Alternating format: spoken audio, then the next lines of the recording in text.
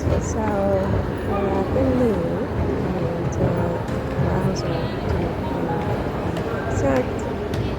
So we're in the basement, and we're looking around at the different little shops. Just take on this one very pretty. And we're thinking about Harry and Meghan, of course, and these sort of supporting players in the saga, and wondering what new updates might there be. I think, what did I hear this morning? That Harry and Meghan were being criticized for their new parent network launch. You know how they launched this new network where they're going to be working with parents to help, children who are being bullied online to sort of, identify the problem areas before they become real crises, like in a suicide or stuff like that. And so they have this new launch called the Parent Network. And apparently, some of the media in the UK are trying to say or hint or suggest that Harry and Meghan are copying Kate and William, or Kate and more specifically, because she had this early childhood thing where she did all these, studies over the course of 2 or 3 years. And it's unclear how these studies have sort of materialized into any kind of policies or programs that would actually make a difference in early childhood. But I would imagine that she and her co-producers, co-creators are still working on figuring out what her pet project will do for early childhood issues and situations. So there's that. But apparently, and by the way, this is the Louvre, at the bottom of the pyramid. But so apparently they're saying that, Harry and Meghan just recently launched the Parent Network. And so obviously that means that Harry and Meghan, I guess, I don't know, are they saying that they're copying Kate? Because Kate has early childhood, and trying to figure out how, childhood traumas, I guess, would impact, the child, and how that also, juxtaposes or interplays with, frankly, working parents, and how can working parents sort of balance all of that. I think that's what Kate said she was doing. But apparently, Meghan and Harry's plan to work with parents whose children are being bullied online, and to help parents or empower parents to, be first responders to identify, when their child might be at risk. The critics are saying that, so it's gratuit. Free, yes. It's free, okay. So I can have the red Milk, one, this yes, one, the milk and the dark. black one. Okay, thank you so much. This is Maxine's, right? Okay, so your speciality is chocolat. Chocolat, she's a biscuit. She's a specialty for Maxim's. Okay. There is one on in front of the Madeleine. Near Madeleine, Place Madeleine. Is it from it? Maxime's. There was one near Madeleine. It's a restaurant. Oh, it's a restaurant. Yes. Okay, but is it connected to this brand? Is it the same brand? Yes. Oh, okay. Okay, thank you. Milk chocolate, biscuit chocolate. Sorry, you guys, I digressed. I didn't remember what I was talking about, but I know I was talking about Meghan and Harry and Kate, and, Kate's early childhood program, and Meghan and Harry's The Parent Network program, and how some critics are saying that, Meghan and Harry, and I guess Meghan in particular, are trying to copy Kate's idea. I don't know. I mean, I think those are two pretty distinct ideas. I don't think Kate owns a monopoly on all things having to do with the family, because that would mean that, there's an infinite number of possible different ways that philanthropists and charity workers can work with individuals who happen to be, a member of a family. And so, if everything has having to do with the family will be Kate's domain, I think it's a very broad monopoly that would just be unsupportable, right? So I think there's room for Kate and for Meghan with, Kate can do her early childhood and how can she help parents to balance the needs of early childhood with being working parents. That's one thing. And Meghan can work with people and parents whose children are being bullied at home, at school, and who need tools to help their children to prevent the possibility of, a suicide or something like that. Anyway, this is a church that I just walked into. It's called L'Église Saint-Roch, and it's in the second district of Paris. It's very, very nice. I do like it very much, architecturally and so on. But yeah, back to Meghan and Kate. So I don't know what you think, if you agree or disagree, but I do think that Meghan and Harry's parent network is a very different project from what Kate said she's doing with her project, right?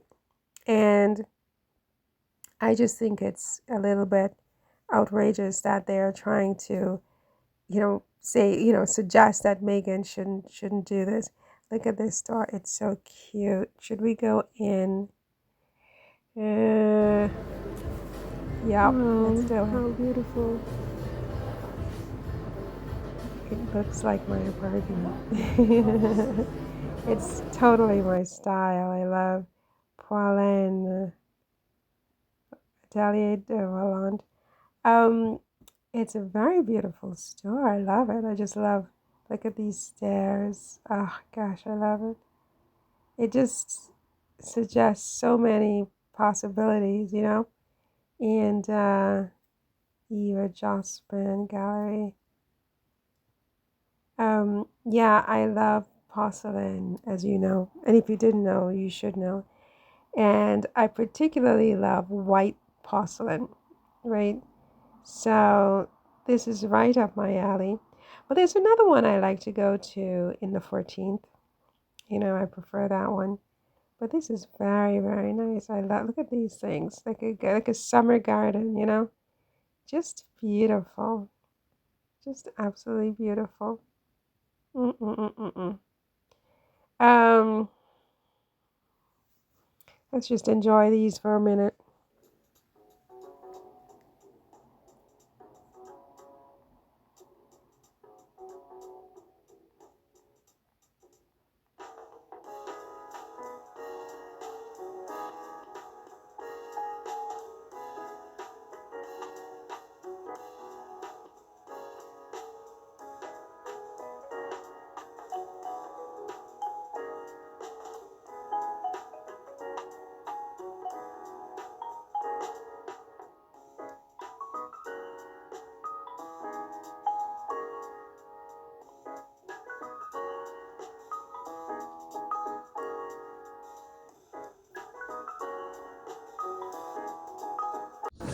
So what else? So apparently, what's his name? This weird guy, this journalist. I don't even like to say his name, but Piers Morgan has sort of climbed out of his hole recently to attack Harry and Meghan again over the trip to Colombia.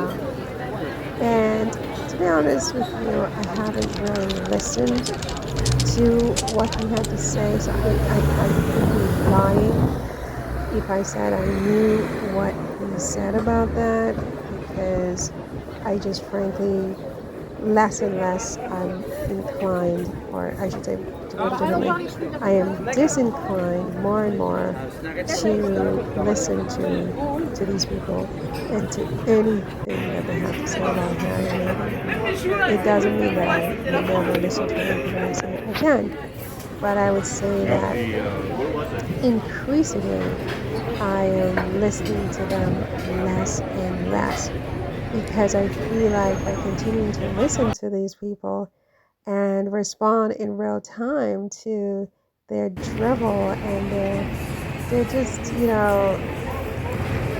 noise that they make is just so much noise, a very noisy lot. I mean, is the more, imbalanced I become, the more fed up, angry, then I start responding in kind. Before I know it, I'm becoming like them. And it's not what I want for my life. It's not how I see life. This constant negativity is incredibly draining. It's incredibly draining. And I think it's aging as well. And so I've decided that I'm not going to be, giving them bandwidth, the Piers Morgans of the world, or even saying his name is a privilege. I don't even want to say their names. But yeah, apparently he had some things to say. So if you're interested in it, you can Google it yourself and try to figure out what he had to say about Harry and Meghan because I don't know and I can't really imagine what he had to say except insofar as the story is that Colombia is supposedly this very dangerous place and Harry and Meghan are they saying it's dangerous so what so I don't know are they trying to say that Harry and Meghan should not go I mean I don't know do they have that much of a temerity to believe that they have or should have any say in what Harry and Meghan choose to do with their time at this juncture. I mean, even for this guy, the P word, oh my goodness. I think that's pretty brazen to expect Harry and Meghan to, clear anything with them, the royal family, or anybody. I mean, these are two adults. Meghan is 43 years old as of yesterday, and Harry will soon be 40, and they don't need anybody's permission. I mean, can you imagine a 43-year-old having to ask permission from their parents to do something, to take a trip? It's just like Comedy Central, honestly. It's a Comedy Française. This is right behind the Comedy Française. So it's kind of like, this is in fact Le Palais Royal, right? Which is right behind the Comedy Française. And, this is just comedy. The way these people are acting as though Harry and Meghan are obliged to seek permission from anybody before they live their lives the way they choose to live their lives. I mean, I think that's the whole point of moving to Montecito is that, they're saying that they want to have their own garden and they want to have their own lives and they want to make their own decisions. And I'm not really clear on what everybody finds so difficult to understand about that. Do you have any idea?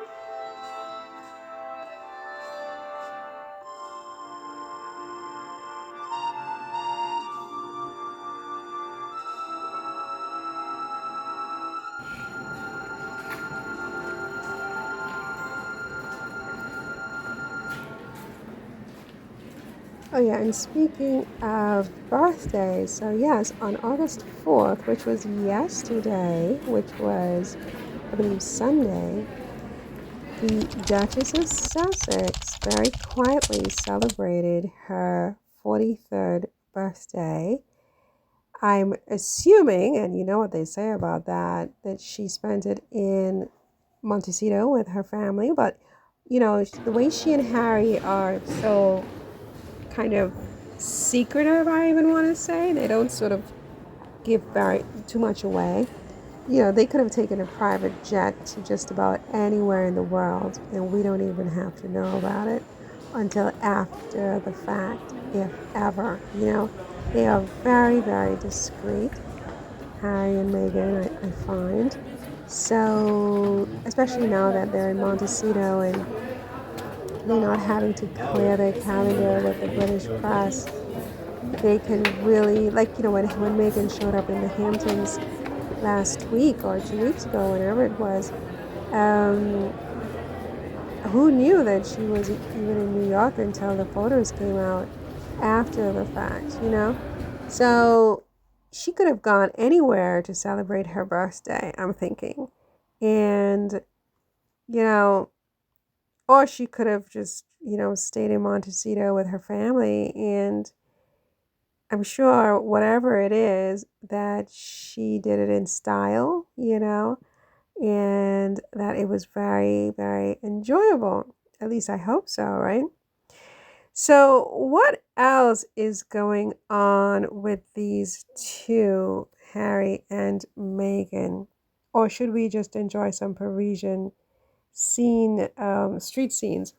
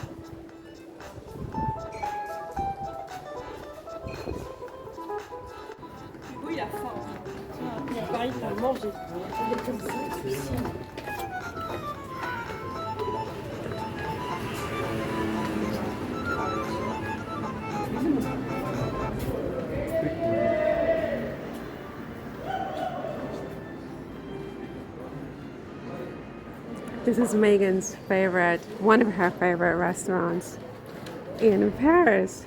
Oh wow. I came on it unexpectedly. I wasn't looking for it. Megan, happy birthday from Paris.